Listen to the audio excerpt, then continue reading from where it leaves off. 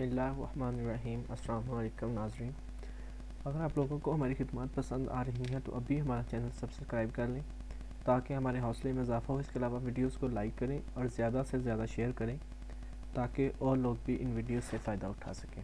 شکریہ ناظرین، کچھ اور حدیث مبارک لے کر آپ لوگوں کی خدمت میں حاضر ہوا ہوں۔ رسول اللہ صلی اللہ علیہ وسلم سے پوچھا گیا کہ آپ اپنی امت کو میدان حشر میں دوسری امتوں کے بے شمار لوگوں کے درمیان کس طرح پہچانیں گے؟ آپ صلی اللہ علیہ وسلم نے فرمایا، میرے امتی وضو کے اثر سے سفید نورانی چہرے اور سفید نورانی ہاتھوں پاؤں والے ہوں گے، اس طرح ان کے سوا اور کوئی نہیں ہوگا۔ سبحان اللہ۔ دوسری حدیث مبارک یہ ہے کہ مردہ کافروں کی قوت سماعت زندہ مومنوں سے زیادہ ہے تو فوت شدہ مومنین کی قوت سماعت کا عالم کیا ہوگا؟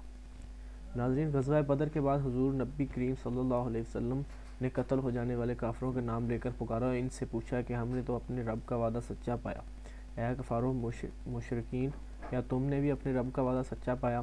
اس موقع پر سیدنا عمر رضی اللہ تعالیٰ عنہ فاروق عرض گزار ہوئے، حضور اللہ صلی اللہ علیہ وسلم، آپ ایسے جسموں سے خطاب فرما رہے ہیں جن میں روح ہی نہیں۔ اس پر آپ صلی اللہ علیہ وسلم نے صحابہ رضی اللہ تعالیٰ عنہ کو مخاطب کر کے فرمایا، اس ذات کی قسم جس کے قبضے میں محمد صلی اللہ علیہ وسلم کی جان ہے، میں ان کفار سے جو باتیں کر رہا ہوں وہ انہیں تم سے بڑھ کر سنتی ہیں۔